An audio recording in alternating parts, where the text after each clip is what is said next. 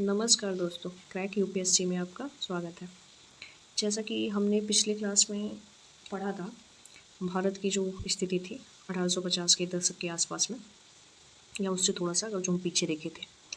Just उसके आगे हम लोग चलेंगे, ठीक है?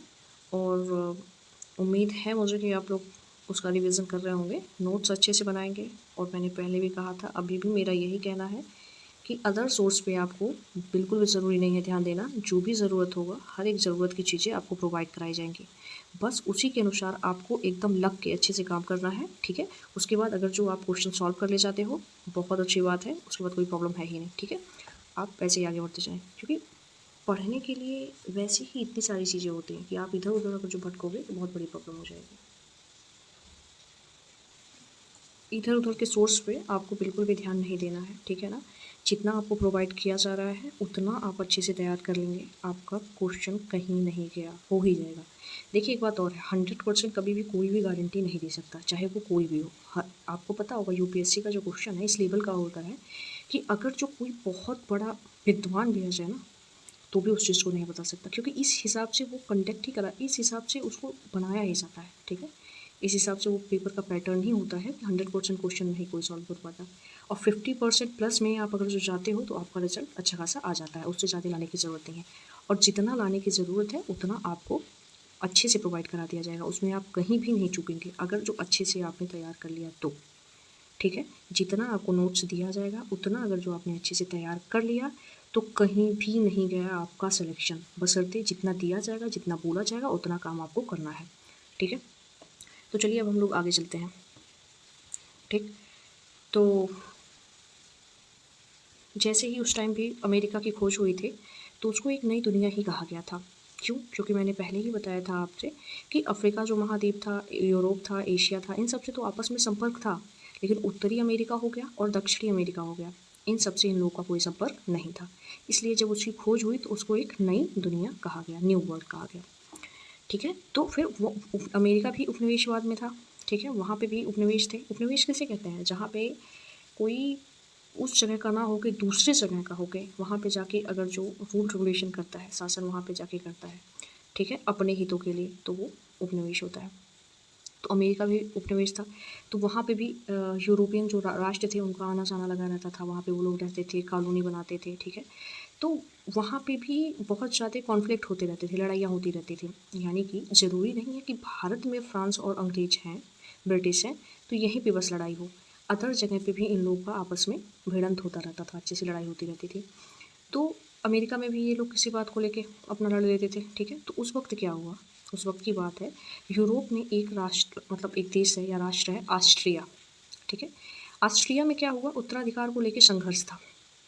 अब उत्तराधिकार को लेके संघर्ष था, तो ये जो फ्रांस था, वो चाहता था कि मेरा दबदबा रहे यूरोप में, ठीक है? और जो ब्रिटेन था, वो चाहता था कि जहाँ पे मेरा उपनिवेश है, वहाँ पे मेरा दबदबा रहे, लेकिन यूरोप में इतना कोई शक्तिशाली ना हो जाए कि फिर मुझे परेशानी झेलनी पड़े। तो इसलिए ब्रिटेन भी सजग रहता था। तो क्या होता था, जहाँ फ्रांस घुस जाता था किसी भी देश में, किसी भी जो भी राष्ट्र होता था उसमें सपोर्ट करने के लिए, मान लीजिए अगर जो उत्तराधिकारी को लेके युद्ध हो रहा है, लड़ाइयाँ हो रही हैं, तो मान लीजिए शासक की तरफ से फ्रांस अगर जो चला गया, तो अपोजिट में ब्रिटेन को जाना पड़ता था। इसलिए ताकि अगर जो फ्रांस जीत गया, उसने अपने उत्तराधिकारी को वहाँ पे बैठा दिया, तो उसी के हिसाब से सारा शासन चलेगा। तो जो फ्रांस चाहेगा वही होगा। फ्रांस क्या करेगा? अपना वर्चस्व बढ़ाता रहेगा यूरोप में। इसी डर से क्या होता था, जो ब्रिटिश था, ब्रिटेन के जो लोग थे, वो क्या करते थे? फ्रांस के अपोजिट में साथ देते थे, जो भी वहाँ पे होते थे उत्तराधिकारी के लिए, ठीक है? तो ऑस्ट्रिया में उत्तराधिकारी को लेके युद्ध हुआ। इसमें क्या हुआ? एक तरफ फ्रांस और दूसरी तरफ ब्रिटेन। वहाँ पे जो लड़ाइयाँ हुई वो खिंचती-खिंचती कहाँ चली आई? इंडिया तक चली आई। अब इंडिया में जो भारत में उस टाइम फ्रांसीसी गवर्नर जो था वो डोपले था, जो कि बहुत ही विज़नरी था, महत्वाकांक्षी था और बहुत ही बेहतर ढंग से यहाँ के लोगों को समझता था। सबसे पहली बात ये ध्यान दीजिएगा आप कि हम कर्नाटक युद्ध की बात कर रहे हैं, हम लोग कर्नाटक युद्ध अब पढ़ने जा रहे हैं, जो कि 1746 की बात है। तो आप समझो जब 15वीं शताब्दी के अंतिम में यूरोपीय राष्ट्र आना स्टार्ट हुए, तो इन लोग का कम से कम 2 से ढाई साल 100 साल हो गया। अब जब 200 से 250 साल हो गया, तो इन ये लोग इतने दिन से यहाँ पे रह रहे हैं, तो क्या यहाँ का भाषा नहीं जानते होंगे?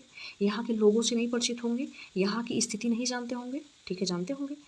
तो जो डुप्ले था वो बहुत बेहतर तरीके से यहाँ के लोगों को समझता था, यहाँ का हालात समझता था, स्थिति समझता था, हर एक चीज़ अच्छे से समझता था, ठीक है, और वो योग्य भी था, ठीक है, फ्रांसीसी गवर्नर था डुप्ले। तो उस टाइम क्या हुआ, अब वहाँ का जो ऑस्ट्रिया का जो लड़ाई हुआ वो खिंचते खिंचते भारत तक चला आया। अब जब भारत तक चला आया तो यहाँ भी ब्रिटिशर्स में और फ्रांसीसी में संघर्ष हो गया। तो ठीक है, संघर्ष हो गया। तो चलिए सबसे पहले आप लोग लिखिए कर्नाटक का पहला युद्ध, लिखेंगे आप लोग कर्नाटक का पहला युद्ध, हेडिंग डाल देंगे 1746 से 1748 तक के बीच में चला था, ठीक है। चलिए आगे लिखिए, कारण लिखिए, कारण हेडिंग डालिए, पहले नंबर पे लिखिए दोनों कंपनियों की महत्वाकांक्षा, दोनों कंपनियों की महत्वाकांक्षा। कारण में दूसरा नंबर लिखिए ऑस्ट्रिया में उत्तराधिकार का युद्ध तथा इस मुद्दे को लेकर ब्रिटेन एवं फ्रांस में टकराव, ठीक है। पहला लाइन आपने लिखा कारण में दोनों कंपनियों की महत्वाकांक्षा, दूसरी लाइन में लिखेंगे ऑस्ट्रिया में उत्तराधिकार का युद्ध तथा इस मुद्दे को लेकर ब्रिटेन एवं फ्रांस में टकराव, ठीक है, हो गया।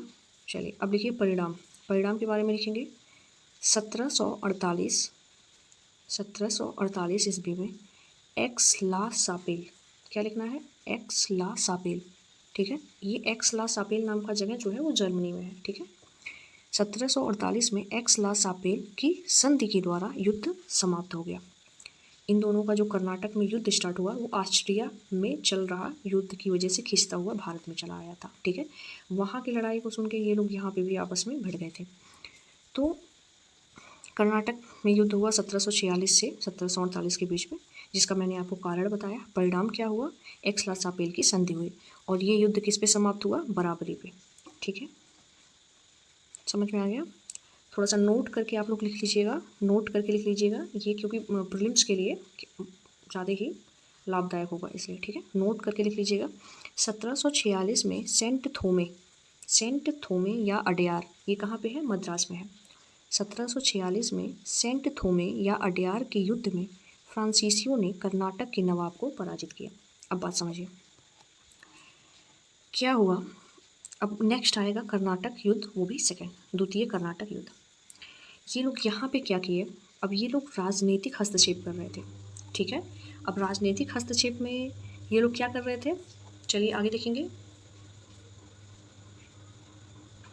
ठीक, जैसा मैंने आपको बताया ही था कि डुप्ले बहुत ही योग्य गवर्नर था, ठीक है, जो फ्रांसीसियों की तरफ से था।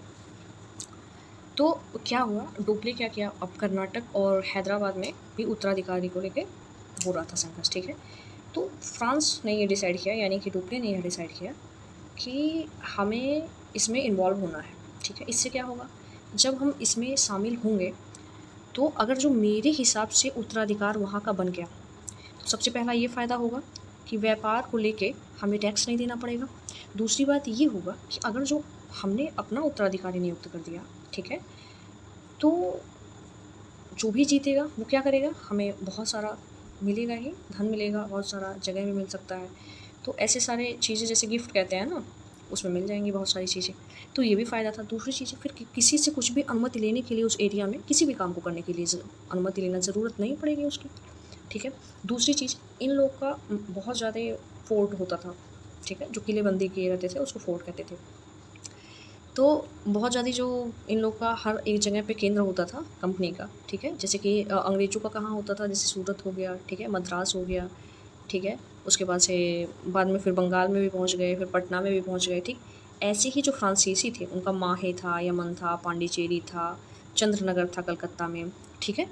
ऐसे जगह पे इन लोग का अपना केंद्र था जो व्यापारिक केंद्र कहते थे, और उसमें ये लोग क्या फोर्टिफिकेशन किए थे। फोर्टिफिकेशन मतलब चारों तरफ से किलेबंदी किए थे, ठीक है। तो किलेबंदी भी करने के लिए वहाँ के जो नवाब रहेंगे उनसे तो परमिशन लेना ही पड़ेगा, तो वो ले के किए थे किलेबंदी, जहाँ भी उनको करना था, जहाँ भी उनको परमिशन मिला था, ठीक है।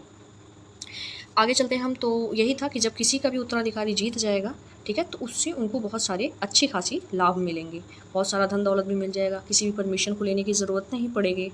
दूसरी चीज़ ये, वहाँ पे इनके व्यापार करने में भी कोई दिक्कत नहीं होगी, आने जाने में कोई टैक्स नहीं लगेगा, कोई पैसे नहीं देने रहेंगे।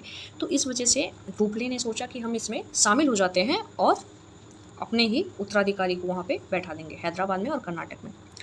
तो ऐसा होता भी है, ठीक है। हैदराबाद और कर्नाटक में फ्रांसीसियों के सहयोग से ही सरकार बनती है।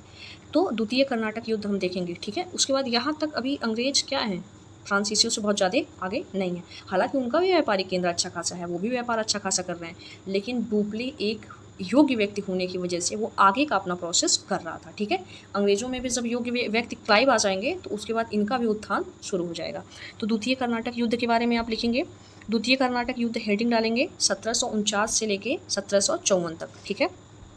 चलिए लिखिए कारण। एक बात ध्यान दीजिएगा, हर एक युद्ध में जो कारण होगा, सबसे एक नंबर जो होगा, मतलब फर्स्ट नंबर, उस सब में महत्वाकांक्षा ही होगा, क्योंकि महत्वाकांक्षा ही उस चीज़ का कारण बनती है, मतलब युद्ध कराने के लिए, ठीक है। अगर जो महत्वाकांक्षा ही नहीं रहती तो फिर वो युद्ध क्यों करते। महत्वाकांक्षा रही कि आगे हमें ये चीज़ें करना है, उनकी प्लानिंग थी, ऐसी रणनीति उन्होंने बनाया, उनको प्रॉफिट वो लेना था, तो महत्वाकांक्षा हुआ। तो सब में एक कारण ये आप लिख ही देंगे, महत्वाकांक्षा, ठीक है। जिनके भी बीच में युद्ध हुआ उसमें महत्वाकांक्षा इंपॉर्टेंट है। चलिए, तो द्वितीय कर्नाटक युद्ध हेडिंग डाल लिए होंगे आप लोग, लिखिए कारण। उसमें सबसे पहले कारण लिखेंगे कि फ्रांसीसी और ब्रिटिश जो थे उनकी महत्वाकांक्षा, यानी कि फ्रांसीसी और ब्रिटिश कंपनियों की महत्वाकांक्षा, ठीक है। कारण में दूसरा नंबर लिखेंगे हैदराबाद एवं कर्नाटक में उत्तराधिकार का युद्ध। दूसरा कारण लिखेंगे हैदराबाद एवं कर्नाटक में उत्तराधिकार का युद्ध। एक बात और ध्यान देंगे, हैदराबाद में नासिर जंग नवाब थे, ठीक है, और मुजफ्फर जंग उनके अपोजिट में उत्तराधिकारी के लिए उनसे लड़ रहे थे, ठीक है। तो यहाँ पे फ्रांसीसियों ने किसका सहयोग किया, मुजफ्फर जंग का। तो जाहिर सी बात है, जब फ्रांसीसी सहयोग करेंगे मुजफ्फर जंग का, तो नासिर जंग का सहयोग अंग्रेजों को करना ही पड़ेगा, क्योंकि यही दो प्लेयर थे यहाँ पे। और कर्नाटक में थे अनवरुद्दीन जो कि नवाब थे, और उनके उत्तराधिकारी में उनसे संघर्ष कर रहे थे चांदा साहब, ठीक है। तो चांदा साहब की तरफ से यहाँ पे थे फ्रांसीसी, और अनवरुद्दीन जो नवाब थे उनकी तरफ से थे अंग्रेज, ठीक है। तो घटना क्या हुआ, घटनाक्रम हेडिंग डाल के लिखेंगे 1749 में अंबूर की लड़ाई में फ्रांसीसियों की जीत हुई। यहाँ पे फ्रांसीसियों की जीत हुई, बात ध्यान दीजिएगा, ठीक है। लिख लिए, आगे लिखिए। और दोनों ही जगह फ्रांसीसियों के सहयोग से सरकार बनी, यानी कि हैदराबाद और कर्नाटक दोनों ही जगह फ्रांसीसियों के सहयोग से सरकार बनी, ठीक।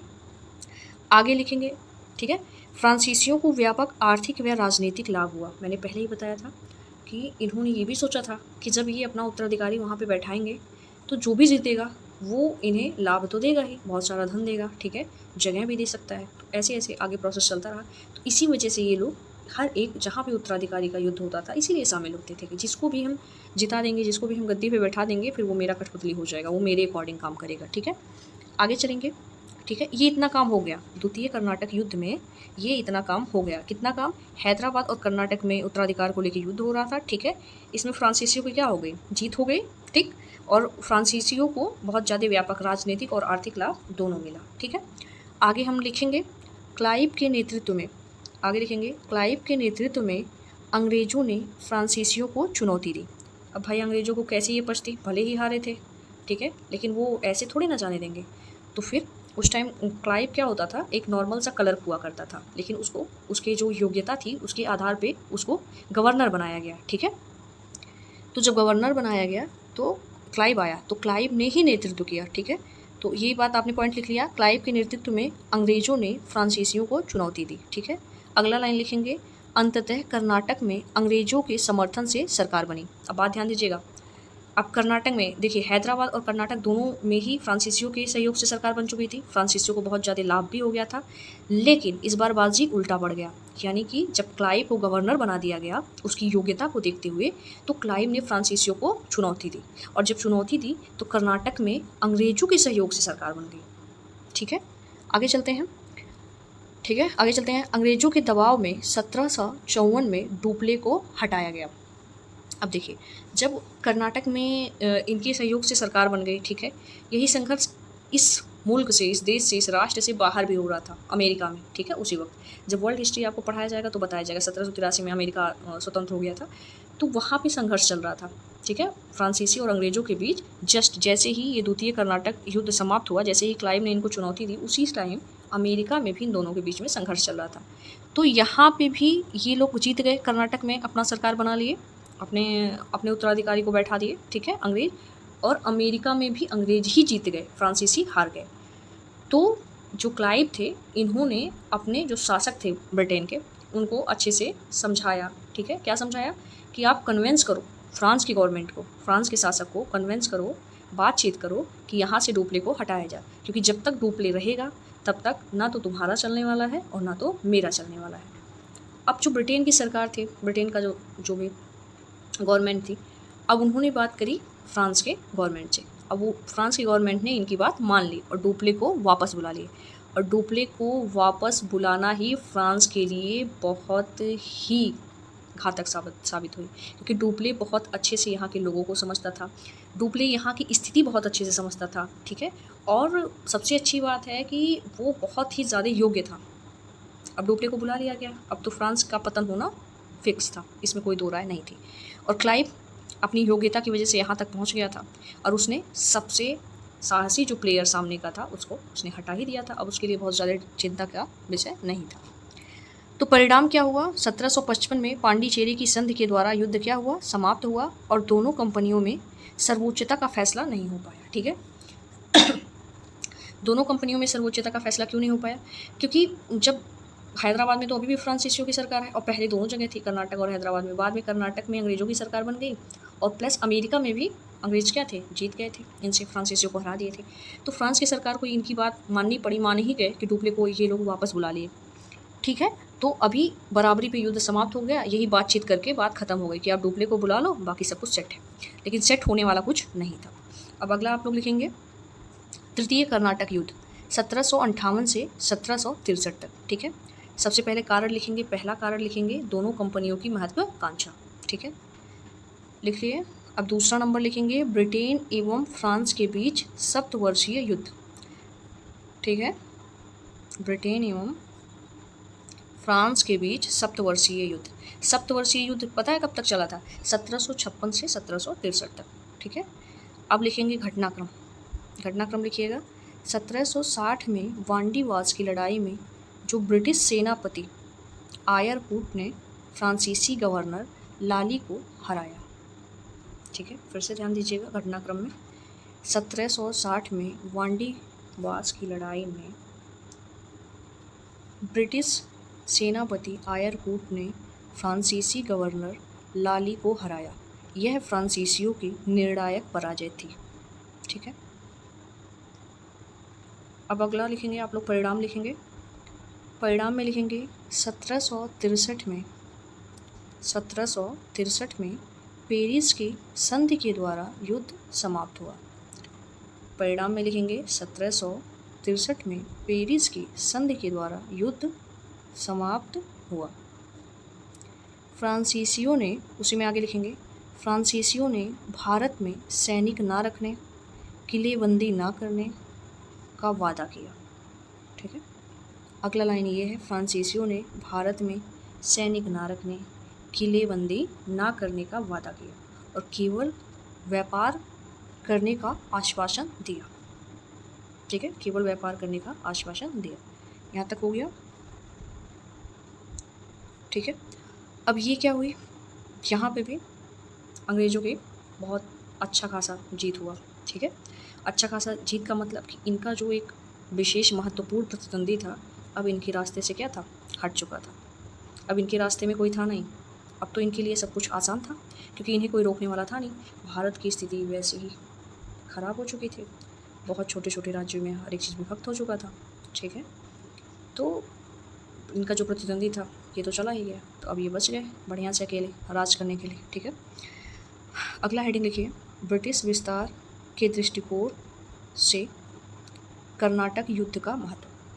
मतलब जो कर्नाटक युद्ध हुआ जिसमें अंग्रेज विजयी हुए, अंग्रेज जीत गए, तो वो अंग्रेज़ों के लिए कैसे महत्वपूर्ण था, ठीक है, वो हम लोग जानते हैं कि कैसे महत्वपूर्ण था।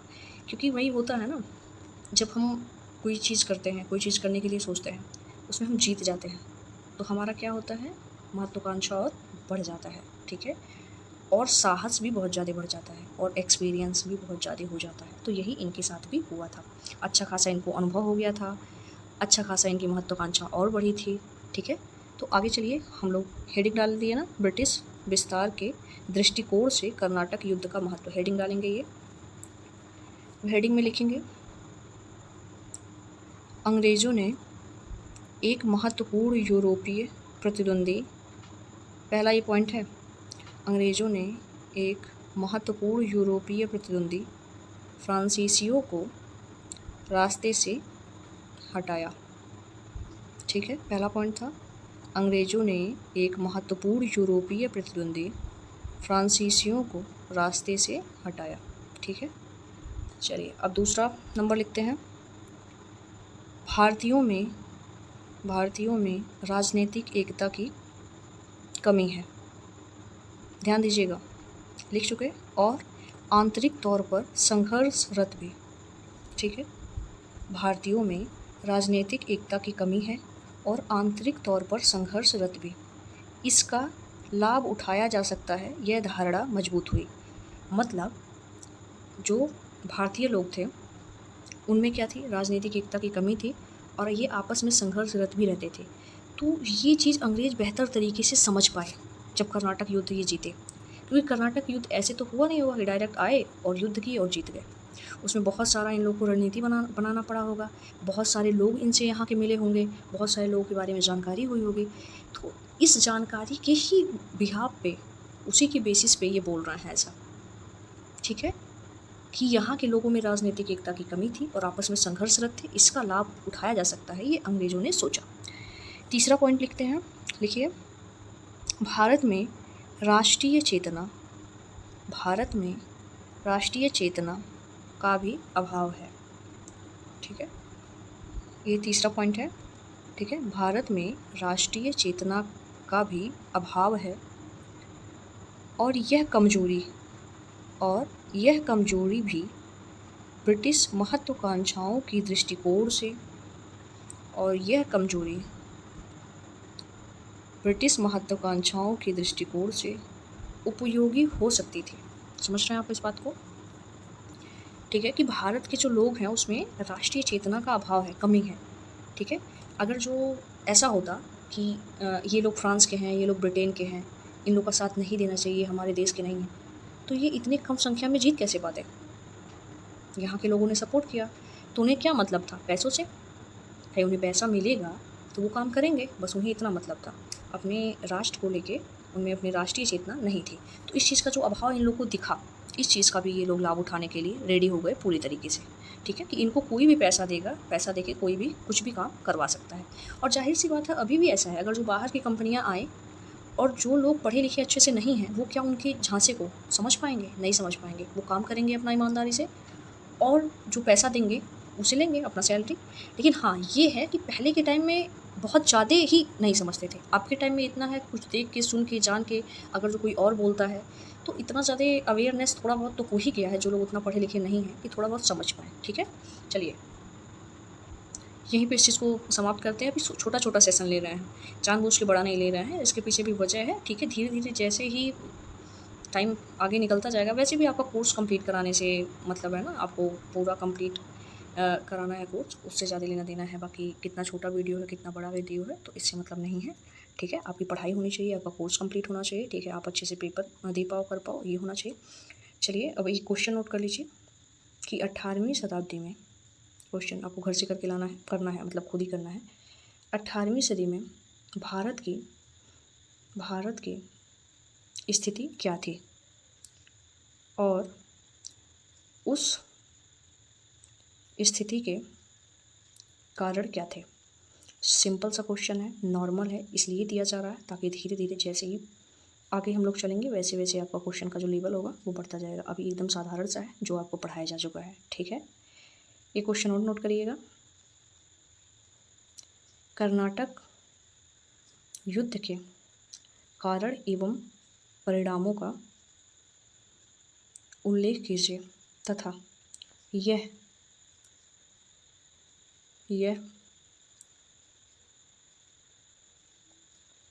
ब्रिटिश के लिए उपयोगी कैसे साबित हुए। ठीक है, दूसरा क्वेश्चन ये था कि कर्नाटक युद्ध के कारण एवं परिणामों का उल्लेख करना है। दूसरी चीज़ ये कि यह ब्रिटिश हितों के लिए उपयोगी कैसे था। ठीक है, ये क्वेश्चन आप ज़रूर कर लेंगे। ठीक है, अभी कीवर्ड्स तो नहीं बता रहे हैं, ठीक है, क्योंकि अभी जस्ट ही आपको नोट्स करवाया गया है, नोट्स दिया गया है और बहुत ज़्यादा ईजी क्वेश्चन है, ठीक है। तो आप उसमें से कीवर्ड्स लेके आप क्वेश्चन एक बार सॉल्व करने की कोशिश कीजिएगा, बाकी आगे आपको कीवर्ड्स दिया जाएगा, उसके लिए आप परेशान मत होइएगा, ठीक है। और एक बात और, हमेशा ध्यान दीजिएगा, सिलेबस एकदम बहुत अच्छे से आना चाहिए, एकदम ये माइंड में होना चाहिए। सिलेबस को लेके कोई लापरवाही नहीं होना चाहिए। दूसरी चीज़, इधर उधर के सोर्स पे नहीं भटकना है, सीधे सीधे चलना है। अपना नोट्स जो भी है वो अच्छे से कंप्लीट करना है, राइटिंग करते चलना है, ठीक है। क्विज़ भी मिलता रहेगा 2 4 5 डेली, ठीक है। बाकी आप खुद से वो जो प्रारंभिक परीक्षा का और जो मेंस परीक्षा का बुक आता है जिसमें सारे क्वेश्चंस होते हैं, ठीक है, वो आप ज़रूर ले लीजिएगा और उसको रोज़ क्वेश्चन देखते रहिएगा कि प्रीलिम्स के कैसे क्वेश्चन आते हैं और मेंस के कैसे क्वेश्चन आते हैं, ठीक है। और ज़्यादा इधर उधर भटकने की, टाइम पास करने की, इधर उधर कहीं भी इन्वॉल्व होने की ज़रूरत नहीं है। सीधे सीधे आपको अपना काम करना है, उसी पे आप ध्यान दीजिए, ठीक है। चलिए, थैंक यू।